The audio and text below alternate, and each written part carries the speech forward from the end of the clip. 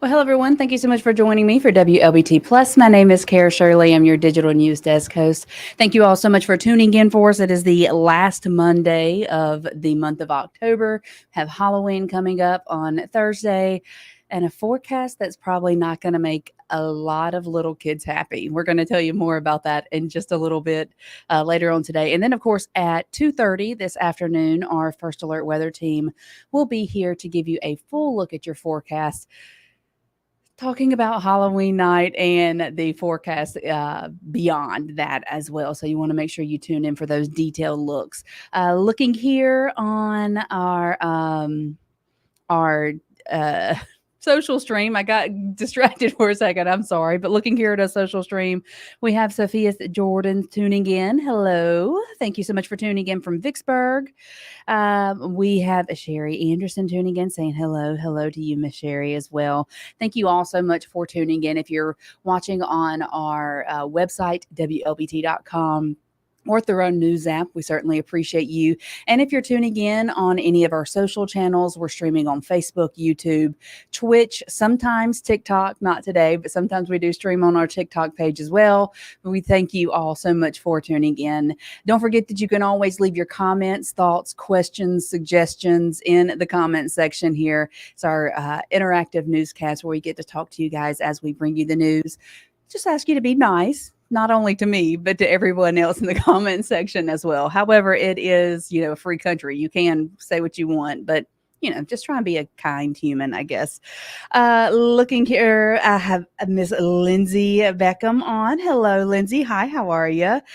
We have Lydia Eccles from Columbia. Hello, Miss Lydia. Thank you all so much for tuning in. We do appreciate it. It has been a great weekend. It was a really good weekend. I got to meet some new people here in the area. Really had an enjoyable time with that. Then it's just great weather, a nice relaxing weekend all the way around. And I hope everyone else had the same, even if you didn't get to take off work, if you did have to work over the weekend, which we all do, whether it be every weekend or from time to time. We do appreciate you so much, and we hope that you had a good weekend at work as well. Let's go ahead and take a look outside to see what's happening out there. We've got really still that kind of copy and paste kind of forecast happening, although it will be changing in just a couple of days. We'll tell you more about that later. But here we're looking over Natchez right now. And it is looking beautiful out there. Beautiful skies, lots of sun, and beautiful view over the Mississippi River. Let's take a look over downtown Jackson as well, because I know we've got some, there's a lot of wasp right there. Well, regardless of the wasp, it's still looking pretty outside, looking a beautiful day. But let's get off the wasp. They kind of scare me.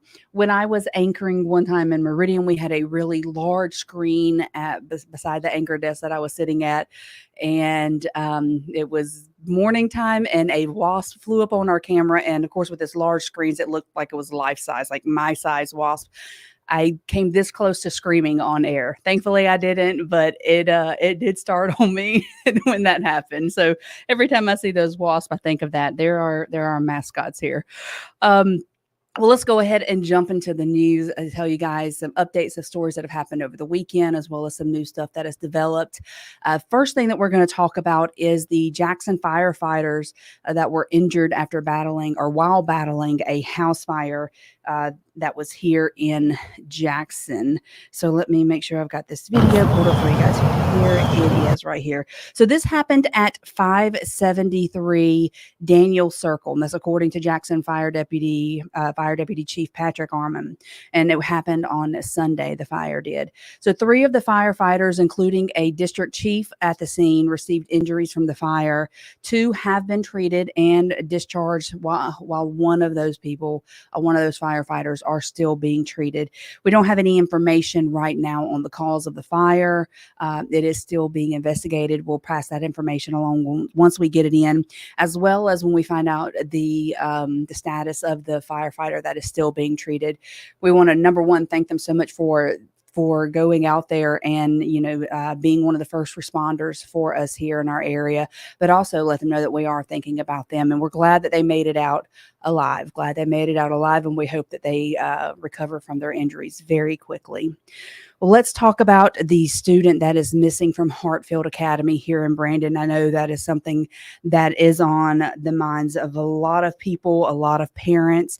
Here he is right here on your screen. So John Michael Jones, he's 16 years old. He is a student at Hartfield Academy, and officials were notified yesterday that Jones was missing from his home, which is just north of Brandon. There's no evidence to indicate any foul play at this time.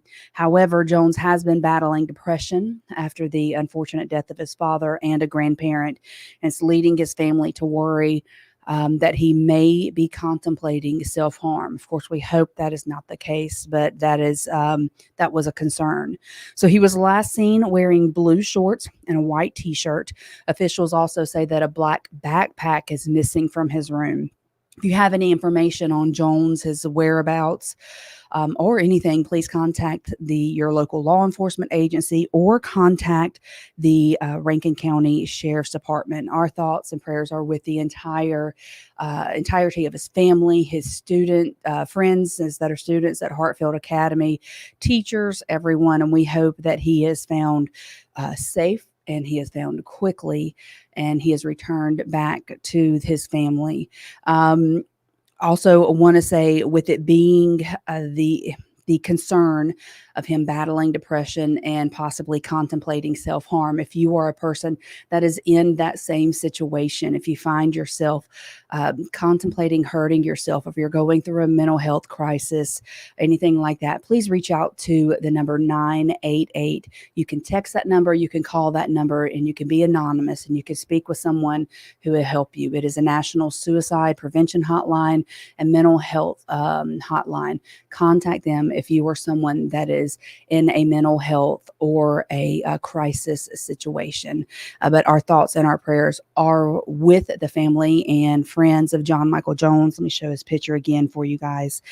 This is him. He is missing. He is 16 years old, and he goes to Hartfield Academy. If you have any information on his whereabouts, please contact Rankin County Sheriff's Department or your local law enforcement agency.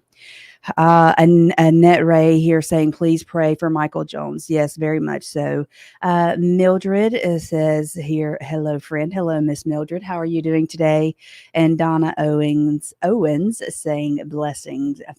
Thank you so much for that. Appreciate all of you commenting and leaving your thoughts and your good wishes for Michael Jones and his family. We hope that we are able to report very soon that he is home safe. Turning now to Adams County, where authorities over there are investigating a deadly shooting that started after an argument over ice. ice, like what you put in your drink, ice. So according to the Vicksburg Daily News, it happened around 7 o'clock Friday night at a gas station on Highway 61. Officials say that a man accidentally not goodness gracious, accidentally knocked over someone's cup of ice, and that led to a fight. At some point, one of the men left the store and returned with a gun. Multiple shots were fired, and unfortunately, the victim, James Keating, lost his life. The sheriff said his findings will be turned over to a grand jury, which will then decide if the shooter will be charged or whether the shooting was somehow justified.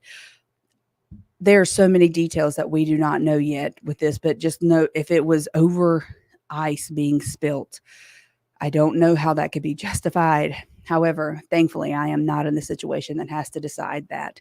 We will continue to follow this and bring you more information. Maria Resendez says, hope he gets home safe. Speaking there about Michael Jones. And yes, we very much hope that he gets home safe. Now coming back to our area or closer to our area, there was an 18-wheeler crash that happened on I-20 over the weekend. It closed down the lanes for a good bit. Thankfully, though, they are now back open. So let me pull this video up for you guys so you can see it. So the Highway Patrol says a FedEx truck turned over around 4:30 yesterday morning, forcing authorities to divert traffic onto the frontage road for several hours. There's no word on what caused the accident or the extent of the driver's injuries. Mississippi Highway Patrol is investigating the crash, and when we get information, we will definitely pass that along to you. Nissy Lee here on our stream is saying, Lord protection, it is too much unnecessary things happening. And yes, I very much agree with that. Too many unnecessary violence. I don't know if violence is ever necessary, but there's so much definite unnecessary violence happening. Just sad. When you think about people getting shot and killed over ice billing or a young man missing in our area, it's just a sadness all around, a lot of unnecessary. But we hope that the young man, Michael Jones, comes home soon, safely. Now we're looking back here into the Jackson area. State of Mississippi may soon own the old hotel that is adjacent to the fairgrounds. So the state has previously sought a court order. That is not the right one. I apologize. Well, let me just tell you this story, then take it off of that video so I don't show you guys the wrong information. Oh, wait, here it is. Here is my correct information for you guys. I apologize for that. So there we go. That's the correct thing. So the state has previously sought a court order to have the former Regency Hotel and Conference Center condemned so that it could buy the property and then use it for parking. Now both sides have agreed to the terms of an outright sale. So this hotel is located between Graymont Street and I-55. It operated for many years as the Ramada Coliseum and then as a Clarion Hotel. The state has already bought a neighboring hotel and the old Denny's restaurant, both of which were demolished. I think way back in the day, I believe that I stayed there. It was a long time ago, though. I don't remember fully, though. I could be wrong, but I do seem to remember that. And coming here into Jackson police say they're likely going to be seeking advice from other cities on privatizing animal control operations. And they're going to be seeking that before hiring a contractor to take over that department. So here is the correct video that I was trying to show you earlier. So the city council recently set aside $400,000 to cover the cost of privatization. Councilman Brian Grizzell says stray and wild animals have become a problem in the wooded areas in his ward, and he is afraid someone is going to get hurt. Look at that cute little puppy. Look at that cute puppy. Oh my goodness, they are adorable. So Jackson Police Department Captain George Jimerson says the department will look into how other cities have handled privatizing animal control. In the meantime, police continue to handle animal control issues. when I was over in Meridian for a short time, we were very big supporters of the Lauderdale County Animal Shelter. My husband worked there for a little while. I may be a chronic pet adopter. It's maybe something that I just have to deal with in my life is adopting too many animals. In a city this size, you have got to have someone out there to help control the animal population. Of course, if you are a pet owner, you do the responsible thing of getting your pet spayed or neutered. There's somebody needs to be out there besides the police department. They have enough on their plates. Someone besides the police department to handle the animal control situation here in Jackson. We'll follow that and keep you updated on it. And yesterday, Jackson City Councilman Kenneth Stokes had a press conference calling for another blighted property to be cleaned up and perhaps used as something positive for the community. So Kenneth Stokes is known for saying, quote, "If it's an eyesore, let's tear it down." However, that's not the case in the golf world in North Jackson, the old golf world in North Jackson. Instead, Councilman Stokes says that if it's rebuilt, the dated facility could be a source of entertainment for the city's youth, which would be a great thing. Absolutely a great thing. So the former Golf World building is located on North State Street. And what used to be a family entertainment center has now unfortunately become a dumping ground. Stokes says that the growing number of abandoned properties should not be tolerated here in Jackson, in the capital city, and the city needs to do something to hold the owners of these properties accountable. So, in the press conference that happened yesterday, Councilman Stokes and other community leaders say the property would be a great location to give young people something to do and to hopefully help keep them off the street. They commit crime because they have no activities. They have nowhere to go. So in City Jackson, make these people sell or make them, you know what I'm saying, turn it into back into a putt or turn it into any kind of activity for the kids, it'll be a better situation. So, a few other suggestions are to turn the property into a drive in movie theater or a skating rink, since Jackson has neither. And we'll continue to update you on the Jackson City Council's plans for the future of this property. I would love to see a drive in movie theater. I've never been to one, I've seen them before, but I'm saying I would love to see one here. It would be a neat experience to go to. Although, admittedly, I don't know if I would go to it more than once, but it would be something neat to experience and to see. But maybe a skating rink, outdoor skate parks could be fun. There are so many different opportunities and options that you can do to give our youth something positive to do. Maybe even involve the youth in renovating the place. Get a couple of youth organizations to come out doing the cleanup. Have them be a part of it. When people, especially our kids, but when they feel like that they have a purpose and they have a vested interest in something, then they tend to, I really feel like this is with anyone, but people tend to feel like take more ownership and more pride and take care of things better when they have a vested interest, whether that be physical labor, financial, anything like that. Actually, I think sometimes when you put physical labor into something, you take care of it a little bit better. But I think this would be a great opportunity for the youth here in Jackson to either get involved to help make it better or to give them something to do besides being out in the streets and possibly getting into trouble. Of course, we will continue to follow that.